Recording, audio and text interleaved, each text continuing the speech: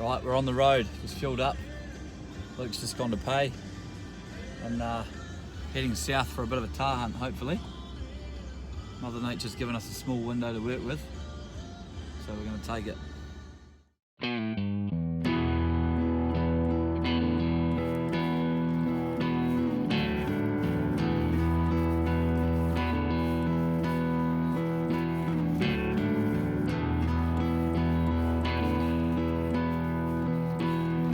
So we've decided to buck the trend of every other hunt we've done, and we've filled water up before, filled the bottles up before leaving the creek for once. It's a first for us. It is. So Ironically though, we're away. it's winter and it probably doesn't matter. We normally do this in the summer and forget.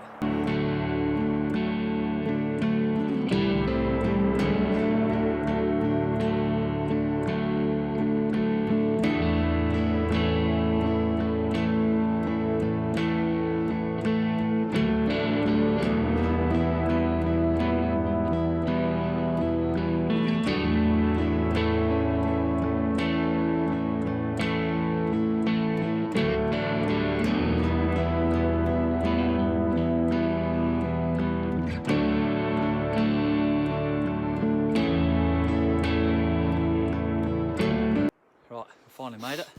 We've been battling Mother Nature a bit this year, so we haven't been able to get out too often. But finally got a little weather window, so we've come south into the Mackenzie country to check out a little spot we've been to before, but we didn't get a lot of time in here, so we've got 4 days now to take our time and push right up the valley and see what we can see. Luke and I have decided we're going to paper, scissors, rock on the animals to Best see of who gets to three. shoot what. Best of three, yep. Best of three. And also for us, I mean, anything's a target species at the moment, but we've both never shot a fallow. Luke's actually never even seen one on public land. No, never. So hopefully we bump into one of them, but tahr or red or whatever's on the menu for us pretty much. But yeah, we'll go for a wiggle on up here. Camp's all set up. And go and do some glassing for the first night. See how we go.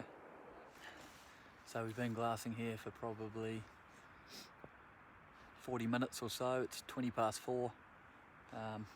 Sun's dying away, so she's getting pretty cold, but we've seen what, 6 or 7 reds and a nice white fallow deer straight away, so pretty good. We'll just keep an eye out and see if anything comes near enough for a poke.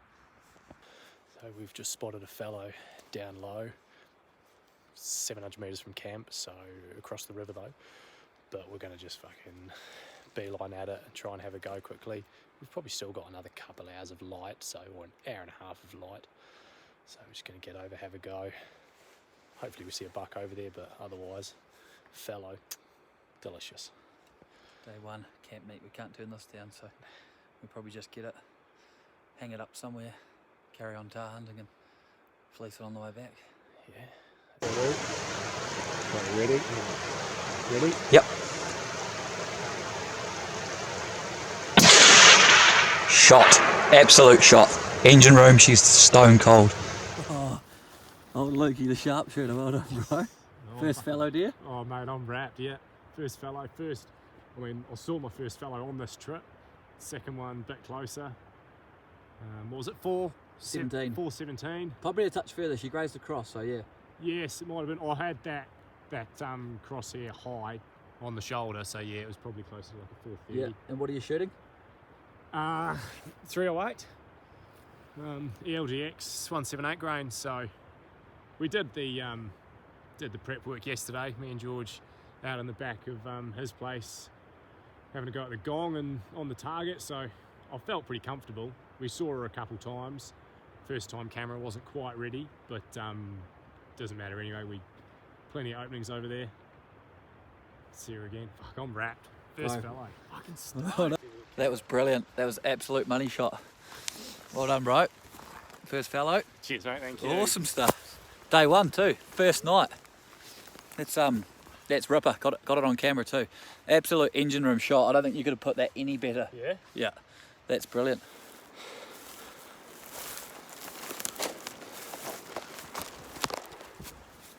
Picking her up. Oh, look at that.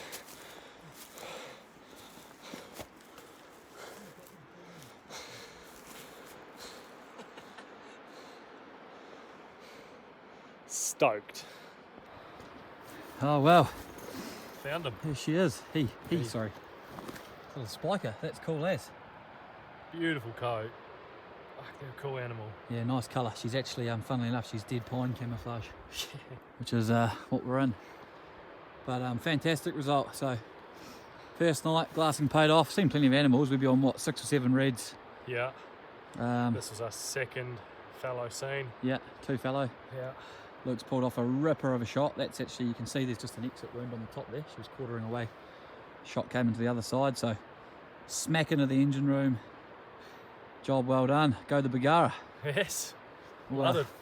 get it cleaned up and get a wiggle on. Yeah.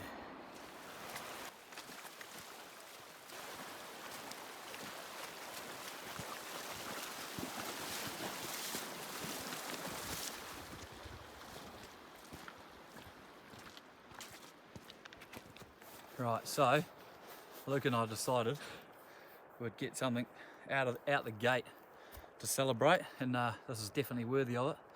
We've set our sights out to see a fallow and Tahr. We've seen plenty of fallow first night, and Luke's plugged one. Great shot, down first go and found it and everything. So we've come up grouse, we've decided to do it. Now, I've gone for a cheeky red horse, made in the Philippines. No reviews, but the man behind the counter assured me it was a very smooth lager. I've got a El Diablo.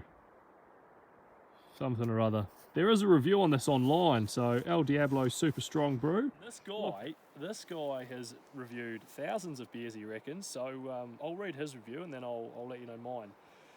In all my years of exploring and analysing the finest alcoholic beverages New Zealand has to offer on the student budget, the one question I've gotten more than any other is, what's the grossest beer you've ever tasted? I've drunk a red onion ale from Lighthouse Brewery, It's worse than an a red oyster onion. and fig stout from Funk Estate. I've even had a couple cans of Tui, but nothing has come even close to tasting as stomach-turningly awful as El Diablo Super Strong Brew. There is no logical reason this beer should exist. The beer review website, ratebeer.co.nz, gives it a 4 out of 100, which is generous. I'm going to go in positive. I think I'm going to like it. I think I'm going to be pleasantly surprised. Hey, cheers, mate. Cheers. Yeah, cheers, mate.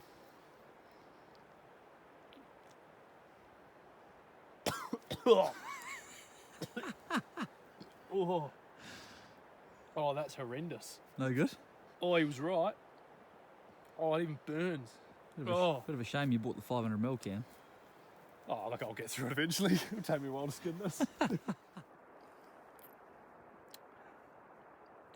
He's lied straight to my face. It's not smooth. It's not really bad. I feel like I've come up tops over your one though, because that's drinkable. Cheers.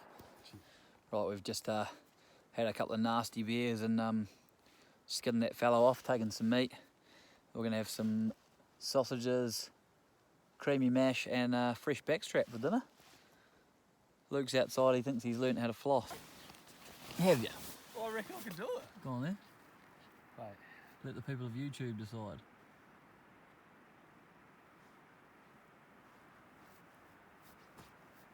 Yeah, and That's it, eh? and that's what a Diablo will do to a man. Success. What a trip. What a trip. It's all coming up, Luke. Beautiful. It's a little bit cold in here after having a debate about whether we would put the same wet socks on to keep our dry ones dry. Here's a sock. Probably not. I think we'll be putting new socks on. That's terrible. Right. Just so you guys understand how cold it is here. Here's Luke's caters. How good. / dinner plate if he wants it. Frisbee? Struggle to get those on. Oh yeah, frisbee. But we've had similar issues with everything. Bloody. So guys, another common debate Luke and I always have with river crossings and keeping your boots dry. I mean, your feet are getting wet. I just accept it. Look, he's off. Look, there he goes. Well, I wanted to film that in case Luke fell over, but much to my disgust, he's just taken off and he's nailed it. He's dry. And for the first time ever, I've tried to copy the little bastard. And I've got wet boots and wet fucking knees and thighs and balls and ass. It's the dumbest technique I've ever seen, but my theory is that he's about 60 kilos and he floats across it. Right, well here we go again, same debate. About 30 yards from the first river. Yeah, a lot more flow in this one, deeper. I'm umming and ahhing whether speed's going to be my friend or it's going to knock me over. It's just hard to tell. I think you've got it. I think speed, just start fast, stay. If it goes tits up, slow it down, or float back to the truck. Yeah, I reckon just put the hammer down and go for it.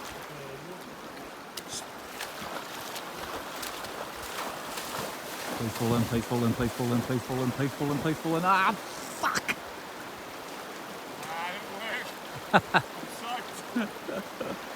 Just picked up a couple tar, couple ridges over.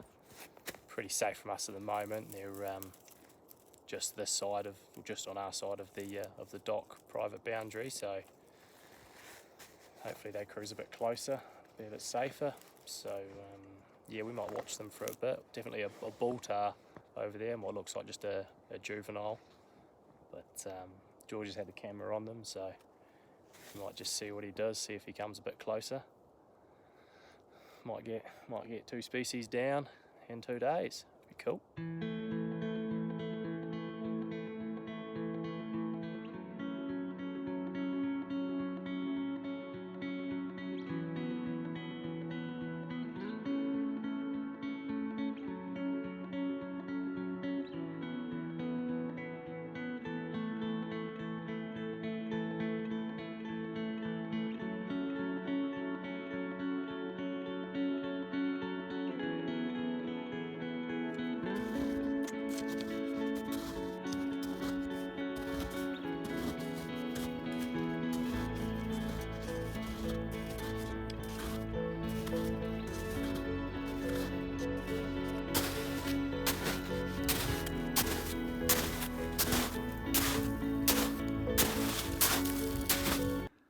Well, I've been on the top for a while now, had a bit of sunbathe, sleep, some cheese and crackers, just come to fill the drink bottles up, and Luke's currently ice skating. Surely he's got to go in.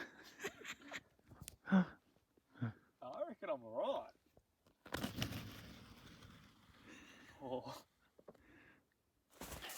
Right, well we've been up here a couple of hours now. You obviously can't see that well, but the snow's a lot deeper than we thought, so this is a bit of a struggle to push through, which means unfortunately we had hopes of heading up to the top of this catchment here and looking for some tar, but it's too deep and we've already seen plenty of tar down low, so we're going to head back to the ridge now. Yeah, see if we can't chase them round and send a pill. Otherwise there's always fallow on the menu. There's plenty of deer over there, plenty of tar and some fallow, so we're going to drop down nice and low. What's the time now, sorry? 3:30. 3:30.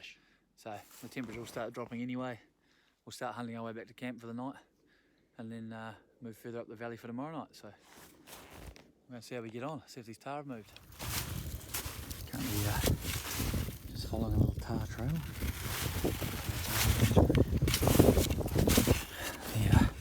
The snow's not so bad on this side, pretty deep on the other side.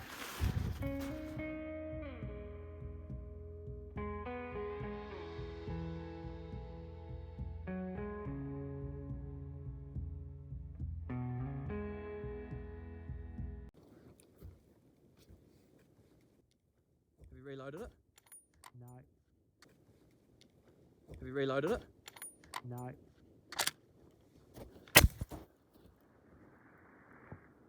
That sounds like a hit. Yeah, I hit him. Where are they now? He's dead. Hey? No, he's back up here. Where are they?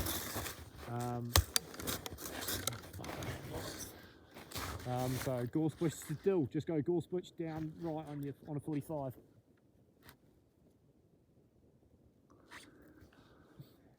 In that we fold.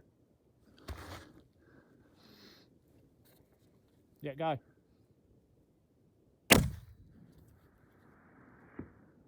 Smoked him.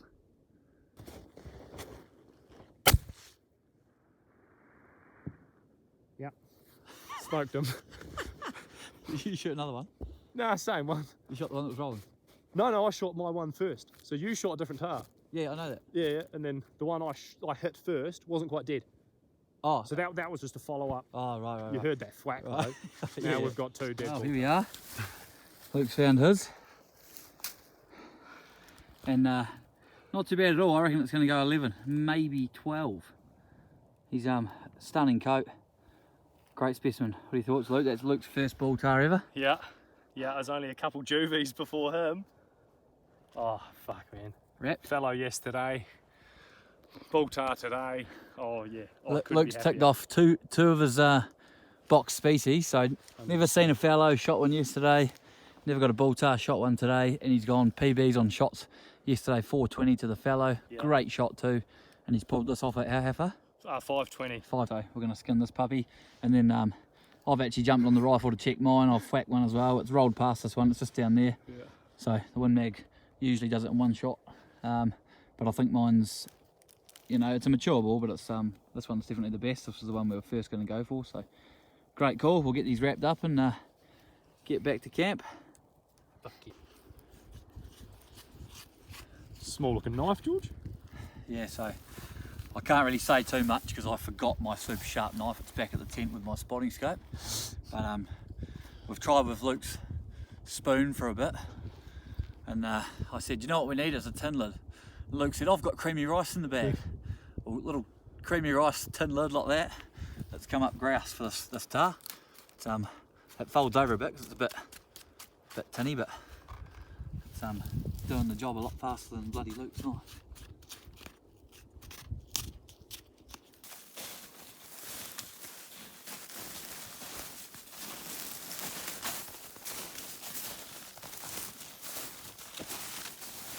We've just finally made it to the end of the river. Luke's had an absolute battle with a pack full of tahr, skin and head and all that sort of jazz. Pushing through those bits of scrub at the end were pretty shitty, but we're on the riverbed now and we're fucking home and hosed. We've just got to cross this freezing cold river. But that's the way it goes. Unfortunately we couldn't find my tahr. Luke's was actually so nice, we skinned it all off and everything, which is worth doing. And then yeah, we headed down the gut where we thought mine were, but by this point it was pitch black and we were searching, it was just too hard. So I don't always go hunting with Luke Bignod, but when I do, we'll shoot stuff on last light, walk home in the dark every time.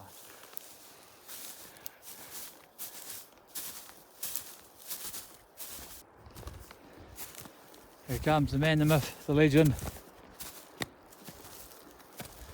This way to camp, sir. Don't stop, you have about 30 yards. He's covered in bloody fallow. He smells like a rutted up bull tahr. He floats across water. He drinks Diablo.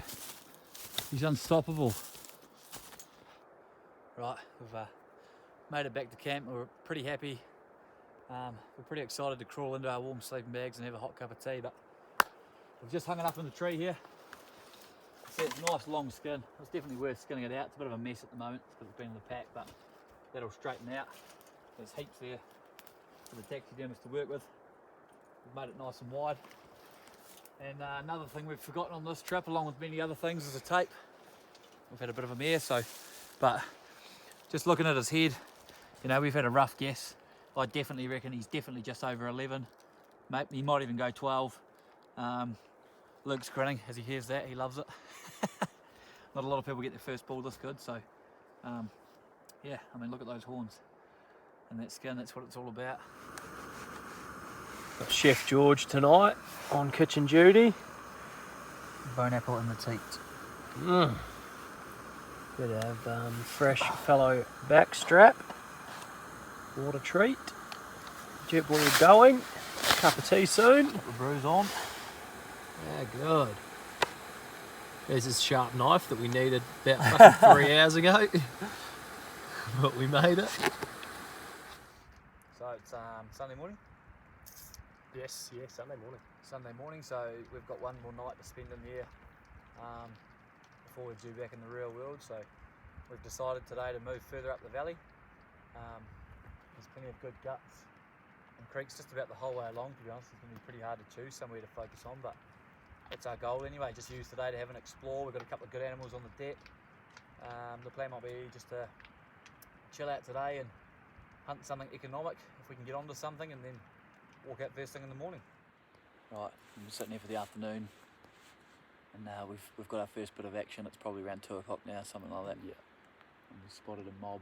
How many did you count on it before? Oh, I counted about 8, 7 or 8 kicking around. Yeah, it's not a bad sized mob anyway. So pretty well up still, just on the snow line. So they're out of range, but they may feed down later on. The spotting scope's working much better now that it's out of the tent.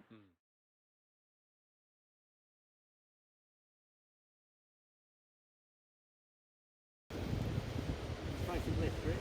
Yeah.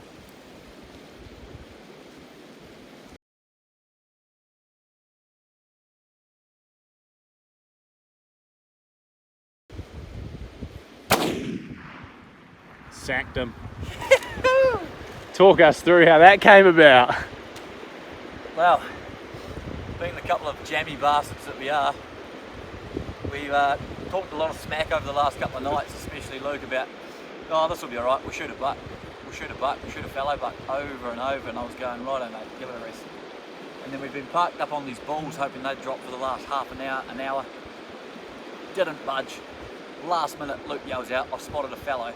Do you want to shoot a fallow? It's shootable. We thought, let's not look a gift horse in the mouth, let's go for it. I chucked the spotter on it just once. Turns out it actually had a bit of paddle. So straight away, decision made, we're going for this fallow buck. Turns out it actually had one paddle, the other one's hanging off. So that sort of fast-tracked our decision to take it. And what was the range, 650? 650, yes. 650, I've allowed for a little bit of wind. I think. The wind's picked up down the valley. So hopefully we've dropped him on the spot. We're going to go up there now and have a look. No more movement on the camera. I've reloaded, I've waited on the scope. I think he's down, so we'll get up there now while we've got some light. Classic like we do, it'll be pitch black up there, but we'll go and see what the result is. Bit of patter. Stoked. Oh, you can edit this bit out. Yeah, that's right, just leave it like that. Right, we've got up to where he was, and he just had a little bit of life left in him, so I finished him off, unfortunately.